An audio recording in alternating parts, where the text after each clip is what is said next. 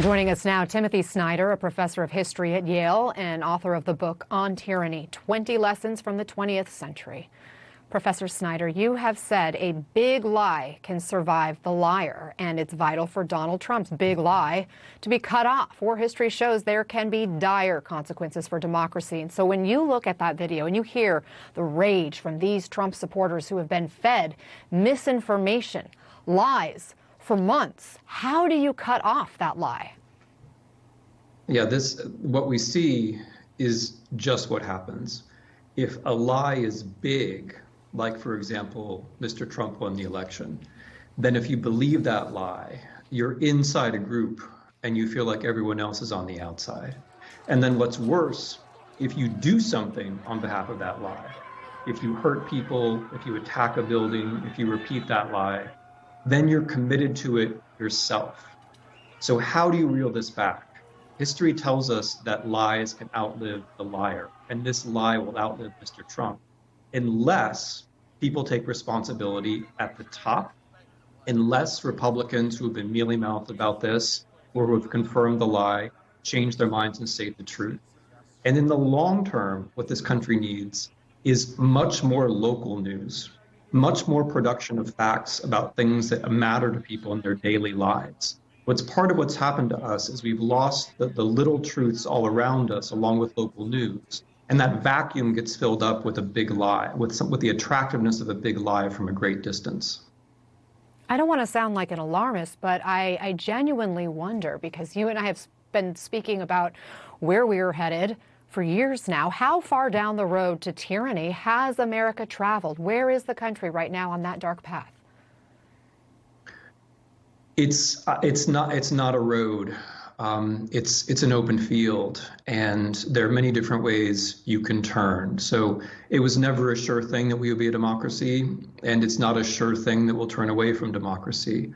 What I would say is that what happened on January 6th was in the cards a long time before January 6th. We chose a president who doesn't believe in choosing presidents. We had a man in office for 4 years who told small lies, medium-sized lies, until we finally got to the big lie.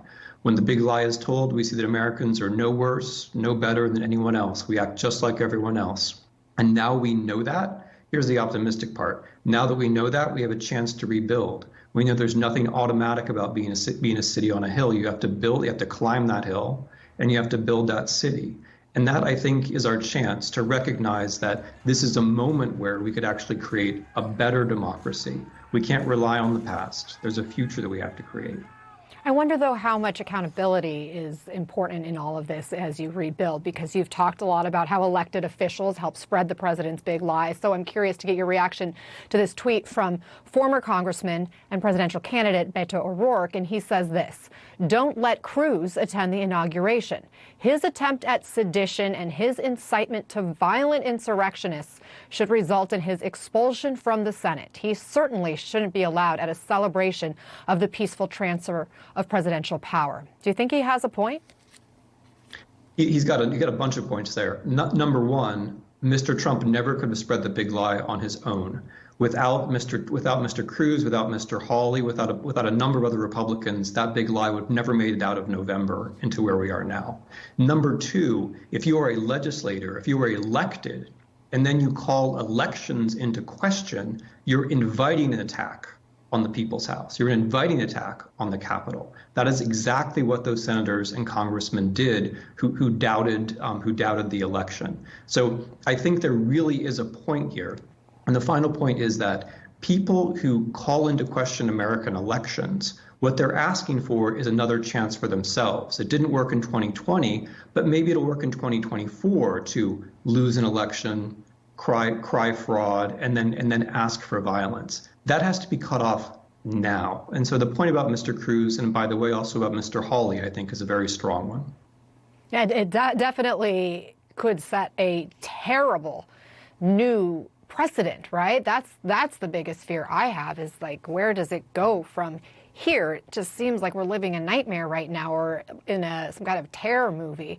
As we look ahead to Wednesday now, Joe Biden will be president, he'll be a crisis president from day one. He has an impeachment trial looming for President Trump still, a struggling economy, a raging pandemic, and on top of it all, he's going to be taking the oath of office in a city that looks like a war zone. And we've been, getting a taste of the message he's going to deliver in the days ahead. Listen to this.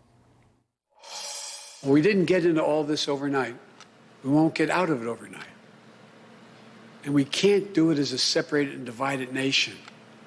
The only way we can do it is to come together as fellow Americans, as neighbors, as the United States of America.